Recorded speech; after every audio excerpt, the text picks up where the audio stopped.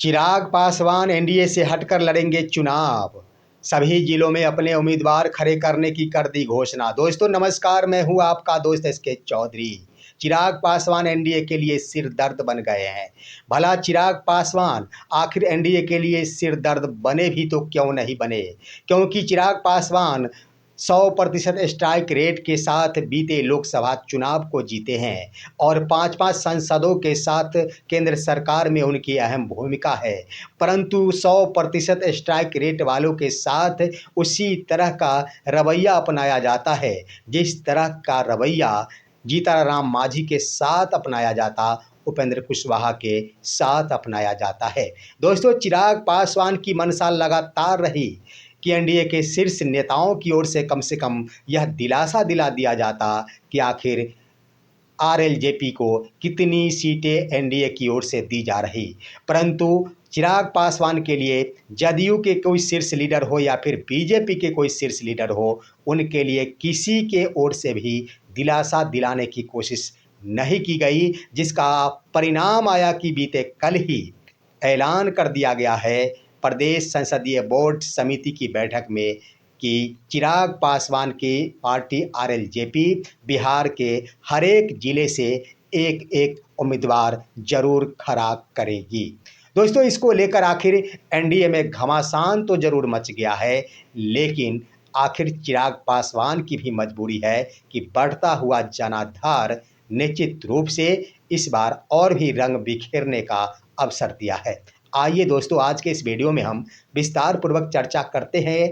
इसके लिए ज़रूरत है दोस्तों आप हमारे इस चैनल शौर्या हिंदी न्यूज़ को अभी सब्सक्राइब कर लीजिए, क्योंकि बिहार चुनाव से जुड़े हर एक मुद्दों पर हम आपको सटीक विश्लेषण से हमेशा रूबरू कराएंगे। चिराग पासवान जिनके प्रदेश संसदीय बोर्ड की बैठक कल बीते दिन ही पटना में आयोजित की गई थी। दोस्तों वहाँ संसदीय बोर्ड समिति के अध्यक्ष हुलास पांडे ने इसको लेकर खुलासा कर दिया है कि आज की यह बैठक में यह सहमति बन गई है संसदीय बोर्ड के बैठक में, प्रदेश संसदीय बोर्ड के बैठक में, कि आरएलजेपी बिहार इस चुनाव में बिहार के 3800 जिलों से अपना कम से कम एक उम्मीदवार खड़ा करेगी। दोस्तों इसको लेकर उन्होंने कहा कि इसके लिए वैसे उम्मीदवार कि यहाँ पर चूज किया जा रहा है जो कि चुनाव लड़ने की तैयारी रख रखे हैं, या फिर वैसे उम्मीदवार जिनकी जहाँ पर आरएलजेपी की जनाधार काफ़ी मजबूत है। तो इन दोनों ही मुद्दे पर, यानी जहाँ पर आरएलजेपी की जनाधार काफ़ी मजबूत है, हर हाल में आरएलजेपी वहाँ अपना उम्मीदवार खड़ी करेगी।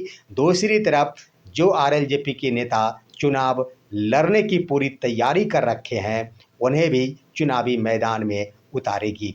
अब यहाँ पर दोस्तों यह प्रदेश संसदीय बोर्ड के अध्यक्ष हुलास पांडे की ओर से यह कह दी गई है कि हमारी पार्टी आरएलजेपी की यह मंशा कि 3800 जिलों में कम से कम एक उम्मीदवार खड़े होंगे, इसकी सूचना एनडीए के शीर्ष लीडरों को दे दी गई है। अब सवाल है कि शीर्ष लीडरों के कानों तक इन बातों को पहुंचा दिया गया कि चिराग पासवान कम से कम 38 सीटों की डिमांड पर अड़ गए हैं।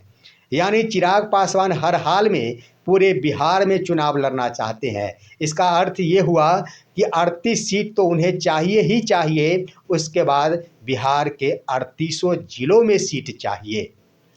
यानी हर हाल में 3800 जिलों में सीट चाहिए। इसका अर्थ हुआ कि चिराग पासवान पूरे बिहार भर में अपने जनाधार को मजबूती प्रदान करना चाहते हैं, पूरे बिहार में आरएलजेपी का फैलाव चाहते हैं। अब यहाँ पर एनडीए के लिए मुश्किलें की घड़ी आ गई है, क्योंकि एक तरफ नीतीश कुमार मानने को तैयार नहीं।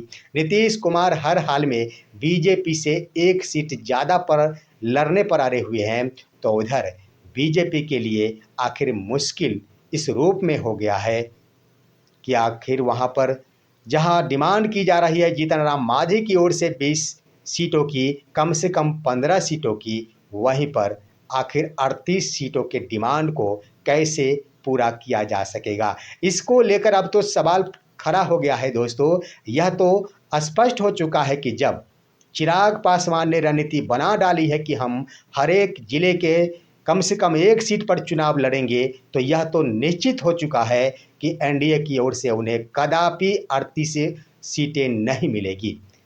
किसी भी सूरत में चिराग पासवान को 38 सीटें नहीं मिल पाएगी।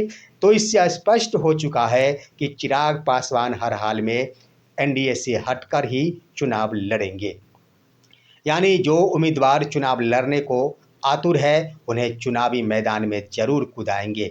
अब दोस्तों यहाँ पर देखना होगा कि आखिर इसका परिणाम क्या होगा। क्या चिराग पासवान सिर्फ एनडीए के ऊपर दबाव भरी राजनीति कर रहे हैं या फिर उम्मीदवारों को समेट कर रखने की कोशिश कर रहे हैं, यहाँ पर भी विचार करने की ज़रूरत है। ऐसे में अगर उम्मीदवारों को समेट कर रखने की कोशिश की जा रही है और अंतगत्वा चिराग पासवान को ज़्यादा सीटें नहीं मिलती है, फिर भी चिराग पासवान की प्रतिष्ठा धूमिल होगी और ख़ास तौर पर उन लीडरों के सामने जो उनके सबसे बड़े लीडर होंगे, जो चुनाव लड़ने की तैयारी किए होंगे।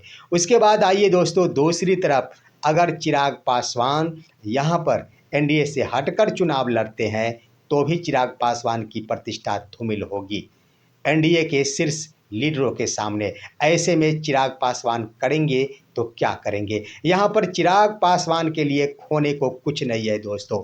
चिराग पासवान केंद्रीय सरकार में अपनी भूमिका निभा रहे हैं। चिराग पासवान के वर्तमान में एक भी विधायक नहीं है। 100% स्ट्राइक रेट के बाद चिराग का जनाधार जरूर बढ़ा है।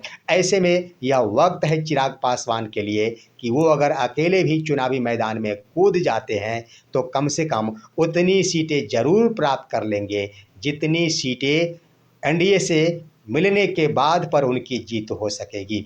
तो यहाँ पर यह निश्चित हो चुका है कि चिराग पासवान को अकेले भी चुनाव लड़ने में भलाई दिख रही है, क्योंकि एक तरफ जहां केंद्र की सरकार में उनकी भूमिका अहम हो गई, दूसरी तरफ यहां बिहार सरकार में भी उनकी भूमिका अहम हो जाएगी। चिराग पासवान की नज़र बिहार की सत्ता पर भी है। अगर ज़्यादा से ज़्यादा सीटें या फिर अहम सीट चिराग पासवान को मिल जाते हैं, अगर कम से कम 10 सीट चिराग पासवान को हासिल हो जाते हैं तो यहाँ पर जदयू को दरकिनार कर दिया जाएगा और चिराग पासवान की ओर से ये कोशिशें की जा सकेगी कि और कुछ हो या फिर ना हो, लेकिन आरएलजेपी की ओर से अब डिप्टी सीएम होनी चाहिए। यही राजनीति की जा रही है चिराग पासवान की ओर से, जिसको लेकर बड़ा ही उचित फैसला लिया गया है अपनी पार्टी के स्तर से।